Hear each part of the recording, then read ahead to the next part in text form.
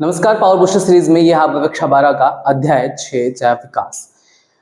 यहाँ पर आपको एनसीईआरटी के प्रत्येक लाइन से बने हुए ऑब्जेक्टिव क्वेश्चन के माध्यम से क्विक रिवीजन कराया जाएगा। उम्मीद करता हूँ कि आप इस वीडियो को देखने से पहले कक्षा 12 के एनसीईआरटी के अध्याय 6 जैव विकास को अच्छी तरीके से पढ़े होंगे। चलिए शुरू करते हैं। सबसे पहला क्वेश्चन जो कि है गलत कथन का चयन करना है।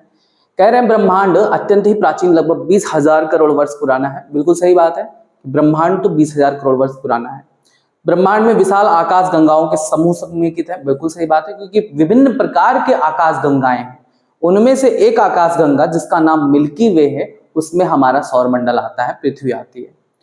कह रहे हैं आकाश गंगाओं में सितारों, गैसों के बादल और धूल समाहित रहते हैं। बिल्कुल सही बात है। फिर कह रहे हैं कि ब्रह्मांड की उत्पत्ति के बारे में हार्डी विनबर्ग का सिद्धांत कुछ बताने का प्रयास करता है। बिल्कुल गलत बात है। ब्रह्मांड की उत्पत्ति के बारे में केवल एक थ्योरी सबसे ज्यादा प्रचलित है, वो है बिग बैंग थ्योरी। माना जाता है कि एक महाविस्फोट हुआ होगा जिससे ब्रह्मांड का विस्तार हुआ। ठीक है, तो यहां पर ऑप्शन डी गलत है, इसको सही कर लीजिएगा। नेक्स्ट, सौरमंडल जिसमें पृथ्वी आती है किस आकाशगंगा में आता है? अभी बताए थे कि हमारा जो सौरमंडल है वो मिल्की वे नामक आकाशगंगा में आता है। ऑप्शन ए बिल्कुल सही होगा। नेक्स्ट, पृथ्वी की रचना कब मानी जाती है? आपने पढ़ा कि ब्रह्मांड की रचना 20,000 करोड़ वर्ष पहले मानी जाती है। पृथ्वी की रचना हुई होगी ऐसा माना जाता है 450 करोड़ वर्ष पहले। ठीक है, पृथ्वी की जो रचना है वो 450 करोड़, आज से 450 करोड़ वर्ष पहले पृथ्वी बनी होगी। और पृथ्वी के बनने के 50 करोड़ वर्ष बाद पृथ्वी पर 50 करोड़ वर्ष बाद पृथ्वी पर जीवन प्रकट हुआ, ये माना जाता है। यानी 450 करोड़ वर्ष पहले पृथ्वी बनी और पृथ्वी बनने के 50 करोड़ वर्ष बाद जीवन प्रकट हुआ। यानी आज से लगभग कितना, तो कह सकते हैं आज से 400 करोड़ वर्ष पहले 400 करोड़ वर्ष पहले जीवन प्रकट हुआ होगा पृथ्वी पर। ठीक है, तो इस तरह से भी क्वेश्चन दे सकते हैं कि पृथ्वी की उत्पत्ति के 50 करोड़ वर्ष बाद जीवन प्रकट हुआ, या आज से पूछा जाए तो आज से लगभग 400 करोड़ वर्ष पहले जीवन प्रकट हुआ था। नेक्स्ट, आदि वातावरण में कौन सी गैस नहीं थी? जब पृथ्वी बनी थी तो पृथ्वी पर ऑक्सीजन नहीं था। ऑप्शन ए लगाएंगे। ऑक्सीजन किससे बना था? जल के विघटन से। जब सूर्य की पराबैंगनी किरणें जल को तोड़ी तो उससे हाइड्रोजन और ऑक्सीजन गैस मुक्त हुई। पृथ्वी की उत्पत्ति के समय जलवाष्प का निर्माण किससे हुआ? देखिए, जलवाष्प से ही बनता है H2 और O2, हाइड्रोजन और ऑक्सीजन। इस जलवाष्प का निर्माण किससे हुआ? तो इसका निर्माण हुआ था मीथेन, कार्बन डाइऑक्साइड और अमोनिया जैसे गैसों से। नेक्स्ट, पृथ्वी की उत्पत्ति के समय सूर्य से आने वाली जो पराबैंगनी किरणें थी वो जल को किसमें तोड़ी? तो अभी बताए हैं यूवी लाइट जो H2O है उसको तोड़ दी थी 2H2 प्लस O2 में, ऑक्सीजन और हाइड्रोजन में। Option B. नेक्स्ट, पृथ्वी की उत्पत्ति के बाद लगभग कितने समय बाद जीवन प्रकट हुआ? अब देखो कैसे पूछना है कि पृथ्वी की उत्पत्ति के बाद लगभग कितने समय बाद जीवन प्रकट हुआ। पृथ्वी की उत्पत्ति कब हुई थी? 450 करोड़ वर्ष पहले।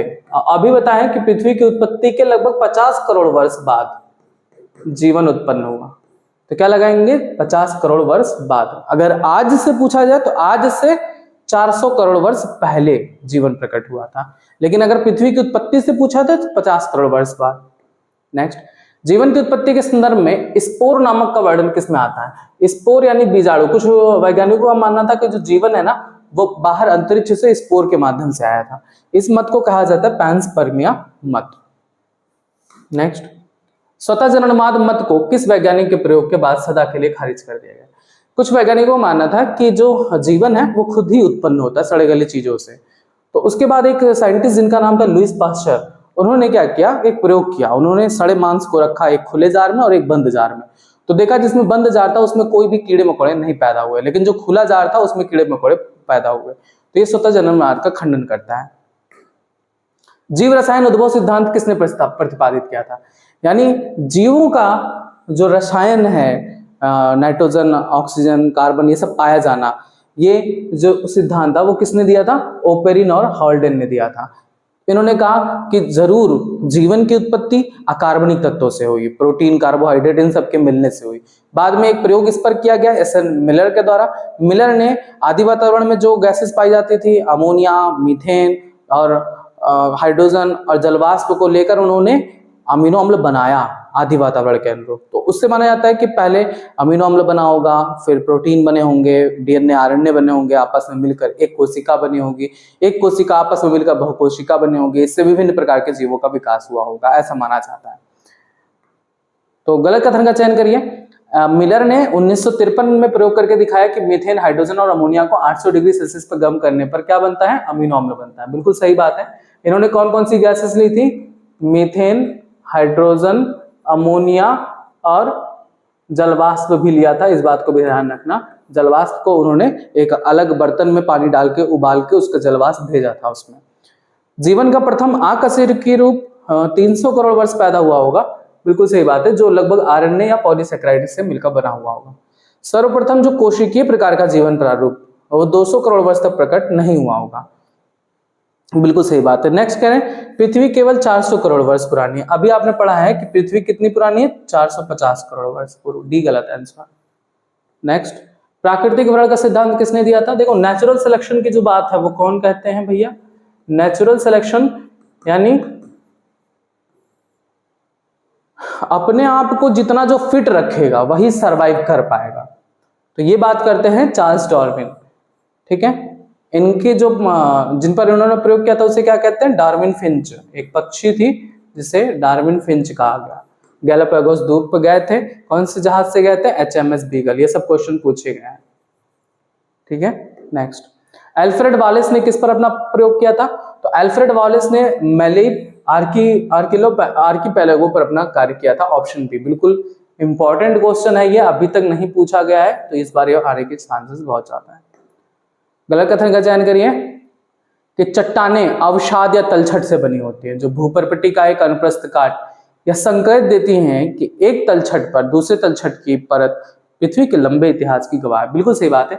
अगर मान लो एक तलछट है, मान लो 100 वर्ष बाद इस पर, मान लो 100 वर्ष तक इस पे कोई जीवित जीव रहते रहे होंगे, सब मर वर गए, फिर उसके ऊपर एक और परत चढ़ी, फिर उसके ऊपर 100 वर्ष बाद एक परत चढ़ी, फिर जितना नीचे जाएगा वो उतने ही ज्यादा पुराने इतिहास की गवाही देगा। तो ये लाइन बिल्कुल सही है। कह रहे भिन्न आयु के चट्टानों के तलछट में भिन्न जीव रूप पाए जाते हैं। अब भाई हो सकता है इस वाले काल में अलग अलग जीव पाए जाते थे, इस वाले काल में अलग अलग जीव पाए जाते थे, तो ये भी बिल्कुल सही बात है। उस विशेष तलछट के निर्माण के दौरान मरे थे, उनमें से कुछ आधुनिक जीवों से मिलते जुलते या विलुप्त जीवों का प्रतिनिधित्व करते हैं। आज के समय में भी मनुष्य किससे मिलता जुलता है, चिंपैंजी और वन मानुस वगैरह से। ऐसे बहुत सारे जीव को आप देखोगे, जैसे शेर, चीता, इन सब बिल्ली की तरह दिखते हैं। तो कहीं ना कहीं हम सभी का विकास किसी एक ही जीव से हुआ होगा, ऐसा इनका मानना था। ये भी बिल्कुल लाइन सही है। जीवों को रूप विभिन्न कालों में प्रकट हुए आईएनएस सभी को पुराजीवी प्रमाण कहते हैं। बिल्कुल सही बात है। जो जीव है वो अलग अलग काल में विकसित हुए होंगे, पुराजीवी प्रमाण ये प्रदर्शित करता है। कह रहे हैं जैव विकास के लिए भ्रूणात्मक समर्थन भी डार्विन ने दिया था। गलत बात है। अगर हम बात करें भ्रूणात्मक समर्थन की, तो भ्रूणात्मक समर्थन जो था वो दिए थे अर्नेस्ट हैकेल ने दिया था। इन्होंने बताया कि हाँ, जो भी जीव हैं जो एक दूसरे के समान प्रतीत होते हैं, और बहुत से ऐसे जीव हैं जिनमें जो लक्षणों की समानता अगर देखनी है तो भ्रूण में देख लो। जैसे माना जाता है कि जीवन का विकास महासागर में हुआ था, यानी जल में हुआ था। तो जल में कौन पाया था, मछली पाई जाती है। आप मछली के भ्रूण को ले लो, खरगोश के भ्रूण को ले लो, कछुए के भ्रूण को ले लो, मनुष्य के भ्रूण को ले लो। भ्रूण मतलब जो गर्भाशय में पल्ला शिशु होता है। 1-2 महीने के शिशु को देखोगे तो सब में एक समानता पाई जाती है। मनुष्य के भी भ्रूण में अगर आप देखो तो गलफड़े पाए जाते हैं। तो क्या संकेत देते हैं कि मनुष्य का भी विकास क्या हुआ, महासागरीय जीवों से ही हुआ होगा। तो ये भ्रूणीय समर्थन प्रदर्शित करता है, जो दिया था अर्नेस्ट हैकेल ने, यानी डी ऑप्शन गलत है। भ्रूण कभी भी अन्य जातियों की वयस्क अवस्था से नहीं गुजरता। ये बहुत इंपॉर्टेंट पॉइंट है। जैसे देखो, हम लोग मनुष्य हैं तो हमारा जो भ्रूण होना चाहिए, यानी जो नया शिशु गर्भ में पल रहा होना चाहिए, वो हमारी तरफ बिल्कुल होना चाहिए, लेकिन नहीं होता। वो किसकी तरह होता है, उस पूर्वज की तरह होता है जिससे वो विकसित हुआ हो। अगर आपके पास कोई बुक होगी तो आप देखोगे भ्रूणात्मक समर्थन में, तो वहां पर कई भ्रूणों को दिखाया गया है, खरगोश के भ्रूण को, कछुए के भ्रूण को, मछली के और मनुष्य के भ्रूण को। तो देखोगे सब में भ्रूणों में समानता है, वही शेप, वही आकार, वही संरचना सब में पाई जाती है। यानी जो भ्रूण है वो वयस्क का प्रतिनिधित्व नहीं करता है, बल्कि अपने पूर्वज का प्रतिनिधित्व करता है। ये भी बात आपने बताया था अर्नेस्ट हैकेल ने। नेक्स्ट, तुलनात्मक शरीर विज्ञान या आकृति विज्ञान आज के जीवों में तथा वर्षों पूर्व विद्यमान जीवों के बीच क्या प्रदर्शित करता है? अगर हम तुलना करते हैं आज के जीवों की पुराने जीवों की, तो हमें क्या मिलता है? कुछ जगह पर हमें समानता मिलती है, कुछ जगह पर हमें विभिन्नता मिलती है। यानी क्या बताएंगे? एक रूपता और विभिन्नता दोनों मिलती है। नेक्स्ट, वे अंग जो रचना एवं उत्पत्ति में समान परंतु कार्य में भिन्न होते हैं। देखो, रचना में समान हो लेकिन कार्य में भिन्न हो। जैसे अगर हम बात करें वेल की चप्पू की, वेल का चप्पू, ठीक है, घोड़े के अगली टांग, घोड़े के अगली टांग, मनुष्य के हाथ, शेर के अगले टांग, तो इन सभी का जो उत्पत्ति है वो समान है, क्योंकि इनमें जो पैटर्न है हड्डियों का वो क्या है? यहाँ पर क्या पाया जाता है? Humerus, radius, ulna, carpals, metacarpal, phalanges. तो इनमें सब में वही पैटर्न है। पहले ह्यूमरस होगा, फिर रेडियस, फिर अल्ना, फिर कार्पल, फिर मेटाकार्पल और फिर फाइलेंजेस। यानी हड्डियों का पैटर्न जो बनेगा वो एक समान है। यहाँ पर एक हड्डी, दो हड्डी, फिर यहाँ पर मेटाकार्पल्स, कार्पल्स और फाइलेंजेस मिलेंगे। तो ये इनमें भी, इनमें भी, इनमें भी पाया जाता है। यानी हड्डियों का जो पैटर्न है वो सेम है, बस कार्य अलग है। हमने अपना हाथ का प्रयोग अलग अलग तरीके से करना सीख लिया, ये नदी में तैरने में उसको प्रयोग करना सीख लिए, ये दौड़ने में प्रयोग करना सीख लिए। तो ऐसे अंग जो रचना में समान लेकिन कार्य में भिन्न होते हैं उन्हें हम समजात अंग यानी होमोलोगस ऑर्गन कहते हैं। ठीक है। नेक्स्ट, वे अंग जो रचना में भिन्न हो लेकिन कार्य में समान हो। अब इसके क्या एग्जाम्पल हैं? जैसे तितली व पक्षी के पंख। अगर इन दोनों के पंखों को देखा जाए, पक्षी के पंख और तितली के पंख, कार्य क्या है? उड़ने में मदद करते हैं। लेकिन आपने ध्यान दिया होगा कि जो तितली होती है उसमें इस पैटर्न में एक छोटा एक बड़ा, इस पैटर्न में पाया जाता है पंख। लेकिन पक्षी में अगर आप देखोगे तो जो पक्षियां होती हैं उनमें ऐसे सिर्फ एक पर पाया जाता है, तो वो अग्रपाद का प्रतिनिधित्व करता है। यानी ये इनकी जो आंतरिक संरचना हड्डियों का पैटर्न है इनसे बहुत ही अलग होती हैं। ऐसे अंग जो रचना में भिन्न हो लेकिन कार्य एक ही कर रहे हैं, उड़ने का काम कर रहे हैं, ऐसे अंगों को अनुरूप अंग या एनालॉगस ऑर्गन कहते हैं। या इसे हिंदी में समरूप भी कई जगह लिखा होता है। अनुरूप या समरूप एक ही बात है। नेक्स्ट, समजात अंगों के उदाहरण बताइए। तो इसका तो बता ही चुके हैं, वेल, चमगादड़ के पंख, चीता, मानव के अग्रपाद की अस्थियां, ये भी समजात अंग है।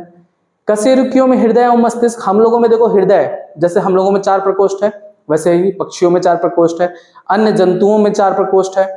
मस्तिष्क की बात की जाए तो हमारे पास भी वही ब्रेन है जो अलग अलग लोगों जानवरों के पास है। बोगनविलिया, कुकुरबिटा के कांटों और प्रतान में भी एकदम संरचना सेम है। हम क्या कह सकते हैं कि उपरोक्त सभी समजात अंगों का प्रतिनिधित्व करते हैं। नेक्स्ट, अपसारी विकास किस पर आधारित है? अगर हम बात करें अपसारी विकास, जिसे क्या कहते हैं? Divergent evolution. तो डाइवर्जेंट इवोल्यूशन किस पर डिपेंड करता है भैया? समजात अंगों पर। नेक्स्ट, अनुरूप अंग के उदाहरण, यानी जो रचना में भिन्न कार्य में समान हो। तितली पक्षी के अंग, अभी एग्जाम्पल ही दिए थे, सही है। ऑक्टोपस और स्तनधारी की आंखें, देखो आंखें देखने का काम करती है लेकिन ऑक्टोपस का आंख दूसरी तरह होता है, हम लोग का दूसरी तरह होता है। पेंगुइन और मछलियों के पग, बिल्कुल सही बात है। पेंगुइन और मछलियों का जो पग है उनकी जो रचना है वो भिन्न है लेकिन कार्य समान है। उपरोक्त सभी लगा दीजिए। नेक्स्ट, शकरकंद व आलू किसके उदाहरण है? अब देखो शकरकंद और आलू इनका कार्य समान है, कार्य समान है। क्या कार्य करते हैं भैया? भोजन का संग्रह करते हैं, भोजन का संग्रह करते हैं। लेकिन बात करें अगर उत्पत्ति की तो शकरकंद क्या होते हैं? एक जड़ होते हैं। आलू क्या होता है? एक तना होता है। बताओ, रचना में भिन्न कार्य में समान क्या होंगे? अनुरूप अंग या समरूप अंग। तो क्या बताओगे? अनुरूप अंग, ऑप्शन बी। नेक्स्ट, प्रोटीन एवं जीनों की कार्यदक्षता की समानताएं विविध जीवों की निश्चित क्रियाशीलता संकेत देती है। क्या देती है? अब देखो, जो प्रोटीन हमारे अंदर है वही प्रोटीन मुर्गी के अंदर भी है, तभी तो मुर्गी खाते हैं जिससे हमें वो प्रोटीन मिल जाए। वही जीन उसके अंदर है जो हमारे अंदर है। आपने पढ़ा है जीन में क्या होता है? वही कोडॉन बैक्टीरिया में भी उसी अमीनो अम्ल को कोड करता है जो कोडॉन हमारे शरीर में उस अमीनो अम्ल को कोड करता है। पढ़े हो आप? यू फेनिलैलनिन को कोड करता है वही हमारे अंदर भी, वही अन्य जीवों के अंदर भी। तो ये क्या दर्शाता है कि हम सभी एक दूसरे से समानता प्रदर्शित करते हैं। तो ये क्या बताता है कि हम सभी एक समान पूर्वज के हैं, यानी हमारा जो पूर्वज है जिससे हम बने वो एक समान है। नेक्स्ट, औद्योगिक प्रदूषण के सूचक क्या होते हैं बताइए। औद्योगिक प्रदूषण का सूचक लाइकेन होते हैं, क्योंकि लाइकेन कभी भी प्रदूषित क्षेत्र में नहीं उगते। एंथ्रोपोजेनिक क्रिया का उदाहरण बताइए। एंथ्रोपोजेनिक क्रिया का मतलब क्या होता है, मानव द्वारा की गई क्रिया। तो मानव क्या कर रहा है, आज के समय में बैक्टीरिया को नष्ट करने के लिए जो भी हमारे शरीर में प्रवेश करता है एंटीबायोटिक दे देता है। तो देखो सब में क्षमता होती है, जैसे हम लोग भी क्या होते हैं अपने आप को सरवाइव करने के लिए बदलाव लाते हैं। ठंडी आई तुम जैकेट पहन लेंगे, गर्मी आई तो हम बनियान में घूमेंगे। तो वैसे ही बैक्टीरिया भी अपने आप को प्रतिरोध करती हैं। अगर उसे आप एंटीबायोटिक बार बार दे रहे हो तो वही एंटीबायोटिक बार बार दोगे तो वो कुछ ना कुछ ऐसा कुछ डेवलप कर लेंगी कि उसका एंटीबायोटिक का उसका कोई प्रभाव ना पड़े, या आप सुने भी होंगे। इसलिए डॉक्टर्स अलग अलग टाइप के एंटीबायोटिक्स देते हैं, निर्मित होती है अलग अलग टाइप के एंटीबायोटिक्स, क्योंकि जो बैक्टीरिया दिन प्रतिदिन अलग अलग एंटीबायोटिक के प्रति प्रतिरोध हो जाते हैं, उनका कोई इस पर असर नहीं पड़ता। तो ये मानव द्वारा जनित प्रक्रिया है। सूक्ष्म जीवों के प्रति एंटीबायोटिक के प्रयोग से उनमें प्रतिरोधक क्षमता विकसित हो रही है। ये है anthropogenic action, option C. Next, एक विशेष भूभौगोलिक क्षेत्र में विभिन्न प्रजातियों के विकास का प्रक्रम एक बिंदु से शुरू होकर अन्य भूभौगोलिक क्षेत्र तक प्रसारित होने की प्रक्रिया को क्या कहते हैं, अनुकूली विकिरण कहते हैं, एडॉप्टिव रेडिएशन कहते हैं। मोस्ट इंपॉर्टेंट पॉइंट है।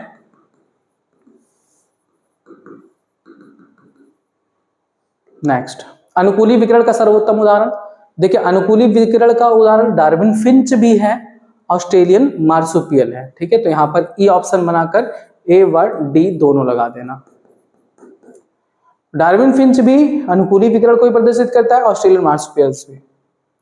निश्चयवाद के अर्थ में विकास क्या है, यानी in the sense of determination.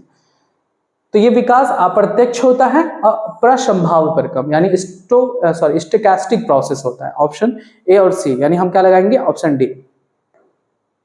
प्रकृति के संयोग, अवसाधारी घटना और जीवों में संयोग जन्य उत्परिवर्तन किस पर आधारित होती है। देखिए, संयोग जन्य उत्परिवर्तन स्टोकैस्टिक प्रोसेस पर निर्भर करती है, प्रसंभाव के प्रक्रम पर। Option B. नेक्स्ट, जब एक से अधिक अनुकूली विकिरण एक अलग थलग भौगोलिक क्षेत्र में प्रकट होते हैं तो इसे क्या कहते हैं, तो इसे हम कहते हैं अनुकूली विकिरण है तो अपसारित विकास कहलाएगा, कन्वर्जेंट इवोल्यूशन। ठीक है, ऑप्शन है। नेक्स्ट, ऑस्ट्रेलिया के अपरास्तनी जंतु क्या प्रदर्शित करते हैं, अनुकूली विकिरण प्रदर्शित करते हैं, एडॉप्टिव रेडिएशन। गलत कथन का चयन करिए। प्राकृतिक विकिरण से विकास अपने वास्तविक अर्थ में तब शुरू हुआ होगा जब जीवन के कोशिकीय रूपों ने अपनी उपापचयी क्षमताओं की विभिन्नता के कारण अपना जीवन आरंभ किया। बिल्कुल सही बात है। विकास के डार्विन सिद्धांत का मूल तत्व प्राकृतिक चुनाव, बिल्कुल सही बात। नए स्वरूप के प्रकटन की दर जीवन चक्र या जीवन अवधि से संबंधित है, बिल्कुल। उपयुक्तता उन विशिष्टताओं पर आधारित होती है जो वंशागत नहीं होती, बिल्कुल गलत बात है। उपयुक्तता का मतलब होता है फिटनेस, यानी अपने आप को फिट करो। जो फिट रहेगा उसकी संतान भी फिट ही पैदा होंगी, वंशानुगत होता है। ठीक है, तभी तो वो आगे जीवित रह पाता है। Option D. गलत कथन का चयन करिए। अनुकूलन क्षमता वंशागत होती है, अनुकूलन क्षमता वंशागत होती है, बिल्कुल सही बात। अनुकूलनशीलता प्राकृतिक वर्ण के अंतिम परिणाम उपयुक्तता है, बिल्कुल सही बात है। फिटनेस क्या है, अपने आप को अनुकूल कर लो उस माहौल के अकॉर्डिंग, और उससे हम नेचर द्वारा सिलेक्ट कर लिए जाएंगे कि हम सर्वाइव करने योग्य हैं, तो इसे फिटनेस कहते हैं, बिल्कुल सही है। सार्वनी अवरोधन यानी डिसेंट, ब्रांचिंग डिसेंट और प्राकृतिक वर्ण नेचुरल सिलेक्शन विकास के डार्विनिवाद के दो मुख्य संकल्पनाएं, बिल्कुल सही बात है। ये मोस्ट इंपॉर्टेंट पॉइंट भी है। कह रहे हैं अंगों के उपयोग और अनुपयोग संबंधी सिद्धांत चार्ल्स डार्विन ने प्रस्तुत किया था, बिल्कुल गलत बात है। किसने दिया था, लैमार्क ने दिया था। उन्होंने बताया कि अगर हम जिस अंग का उपयोग ज्यादा करेंगे वो उतना ही विकसित होता जाएगा। उन्होंने जिराफ की गर्दन का उदाहरण दिया था। Option D. ह्यूगो डिवरीज ने किस पर अपना प्रयोग किया था, बहुत पॉपुलर क्वेश्चन है, एवनिंग प्राइमरोज पर, मोस्ट इंपॉर्टेंट। एवनिंग प्राइमरोज पर अपना प्रयोग किया था उत्परिवर्तन को प्रदर्शित करने के लिए। गलत कथन का चयन करिए। डार्विन के अनुसार उत्परिवर्तन ही विकास का कारण है, बिल्कुल गलत बात है। डार्विन ये नहीं मानते थे। डार्विन कहते थे नेचुरल सिलेक्शन विकास का कारण है, नेचर सेलेक्ट करता सुपीरियर वन को और वही बचा रह जाता है। अगर हम बात करें उत्परिवर्तन की, तो उत्परिवर्तन की व्याख्या जो ह्यूगो डिवरीज थे उन्होंने वो मानते हैं कि जैव विकास उत्परिवर्तन के कारण हुआ था। ऑप्शन ए गलत है। जीन कोष अपरिवर्तित रहता है तो इसे क्या कहते हैं, अगर जीन पूल अपरिवर्तित है, यानी जीन पूल क्या होता है? एक जनसंख्या में पाए जाने वाले समस्त जीन, उसके युग्म विकल्पी को जीन पूल कहते हैं। अगर जीन पूल स्थिर है, कोई बदलाव नहीं आ रहा है, तो इसे आनुवंशिक संतुलन कहते हैं, जेनेटिक इक्विलिब्रियम कहते हैं। हार्डी-विनबर्ग संतुलन को प्रभावित करता है कौन? तो हार्डी-विनबर्ग प्रिंसिपल क्या कहता है कि अगर किसी जीन कोष में कोई बदलाव ना आए तो पॉसिबल ही नहीं है कि वहां पर जैव विकास होगा। तो ऐसा तो है ही नहीं भाई, हर जगह से लोग आते जाते हैं, एक दूसरे से मिलते जुलते हैं, तो डीएनए का आदान प्रदान भी होता रहता है विभिन्न तरीकों से। तो भैया जीन पलायन भी हार्डी-विनबर्ग संतुलन को प्रभावित करता है। आनुवंशिक विचरण, प्राकृतिक वर्ण, उपरोक्त सभी लगा दीजिए। हार्डी-विनबर्ग संतुलन को प्रभावित करता है, फिर रिपीट हो गया क्वेश्चन, गलत कथन का चयन करिए। जब जीव संख्या का स्थान परिवर्तन होता है तो जीन आवृत्तियां भी बदल जाती है, बिल्कुल सही बात है। नई समष्टि में नई जीनें और एलील जोड़ दी जाती हैं और पुरानी समष्टि से घट जाती है। यदि यह जीन स्थानांतरण बार बार होता है तो इसे जीन प्रवाह कहते हैं, बिल्कुल सही बात। यदि जीन स्थानांतरण संयोगवश होता है तो इसे आनुवंशिक पुनर्योजन कहते हैं, गलत बात। इसे आनुवंशिक विचलन कहते हैं, जेनेटिक ड्रिफ्ट कहते हैं, ठीक है। ऑप्शन सी ही आपका गलत आंसर है। नेक्स्ट, आकाशवर्गीय जीवों की उत्पत्ति कब हुई मानी जाती है? माना जाता है कि आकाशवर्गीय जीवों की उत्पत्ति 500 मिलियन वर्ष पूर्व हुई थी, ऑप्शन बी। नेक्स्ट, जबड़े रहित मछलियों का विकास हुआ माना जाता है, ये है आपके सब एनसीईआरटी की लाइन है, 350 मिलियन वर्ष पूर्व माना जाता है। नेक्स्ट, ये सब क्वेश्चन अभी पूछे नहीं गए हैं कभी। समुद्री खरपतवार एवं कुछ पादप संभवतः विकसित हुए माने जाते हैं, 320 मिलियन वर्ष पूर्व, ऑप्शन सी। नेक्स्ट, मजबूत एवं सुदृढ़ पंखों वाली मछलियां धरती पर आ जा सकती थी लगभग 350 मिलियन वर्ष पूर्व। दक्षिण अफ्रीका में एक मछली पकड़ी गई थी जिसे विलुप्त मान लिया गया था। वो एक ऐसा मछली था जो जल और थल दोनों पर रह पाता था, यानी उभयचर का पूर्वज कह सकते हैं। उसको लोबफिन नाम दिया गया था और वो था सीलोकैंथ, ऑप्शन सी। नेक्स्ट, मेंढक और सैलामेंडर के पूर्वज किसे माने जाते हैं? वही लोबफिन। लोबफिन जो पहला मछली पाएगा जो जल और थल दोनों पर रहता था। नेक्स्ट, 200 मिलियन वर्ष पूर्व संभवतः मछली जैसे सरीसृप प्रकट हुए जो किस रूप में थे? मछली जैसे सरीसृप का विकास हुआ, उसे हम एक्थियोसॉरस कहते हैं, ऑप्शन सी। सबसे बड़ा डायनासोर कौन है? ट्राइनोसॉरस रेक्स। नेक्स्ट, डायनासोर की विलुप्ति पृथ्वी पर कब मानी जाती है? तो ये माना जाता है 65 मिलियन वर्ष पूर्व विलुप्त हो गए। नेक्स्ट, जोस्टेरोफिलम की व्युत्पत्ति किस काल में मानी जाती है? जोस्टेरो फिल्म की व्युत्पत्ति। अब ये क्वेश्चन हम कहां से उठाए हैं? ये सब भी बहुत इंपॉर्टेंट है। ये सब क्वेश्चन हमने एनसीईआरटी के चार्ट से उठाए हैं, जो लोग छोड़ देते हैं, और चार्ट से नीट में क्वेश्चंस पूछे जाते हैं। एक चार्ट बना हुआ है, उसमें अलग अलग काल दिए गए हैं, वहां पर अलग अलग पौधे जानवरों के चित्र बने हुए हैं, वहां पर बताया गया। तो ये है इसका आंसर, साइलुरियन। जोस्टेरोफिलम की व्युत्पत्ति किस काल में मानी जाती है? साइलुरियन। नेक्स्ट, गिंगोस की व्युत्पत्ति कब मानी जाती है? तो गिंगोस की व्युत्पत्ति मानी जाती है क्रिटेशियस काल में, ऑप्शन ए। नेक्स्ट, नीटल्स की व्युत्पत्ति किस महाकल्प में मानी जाती है? तो नीटल्स की व्युत्पत्ति सीनोजोइक महाकल्प में मानी जाती है, ऑप्शन सी। नेक्स्ट, पहले स्तनधारी प्राणी जिसके जीवाश्म छोटे आकार के थे, वो था आपका श्रूज। ये पहले स्तनधारी थे, ऑप्शन ए। नेक्स्ट, पेलिकोसॉरस विलुप्त हुए माने जाते हैं। पेलिकोसॉरस विलुप्त हुए माने जाते हैं पर्मियन काल में, सॉरी। ये गलत कथन का चयन करिए। रामापिथेकस अधिक वन मानुष्य से, ड्रायोपिथेकस अधिक मनुष्य से, गलत बात है। अगर हम बात करें रामापिथेकस की, तो ये अधिक मनुष्य जैसे थे, और ये ड्रायोपिथेकस जो था वो वन मानुष जैसा था। उल्टा लिखते हैं, ऑप्शन ए ही गलत है। नेक्स्ट, होमो इरेक्टस का कपाली क्षमता कितनी थी? होमो इरेक्टस का जो कपाली क्षमता था वो 900 सीसी था। ये सब क्वेश्चंस कई बार पूछे गए। निएंडरथल मानव का मस्तिष्क क्षमता, निएंडरथल सबसे ज्यादा 1400 सीसी था। नेक्स्ट, 1 लाख से 40,000 वर्ष पूर्व लगभग पूर्वी और मध्य एशियाई देशों में कौन रहते थे? तो इसका आंसर होगा निएंडरथल मानव, ऑप्शन सी।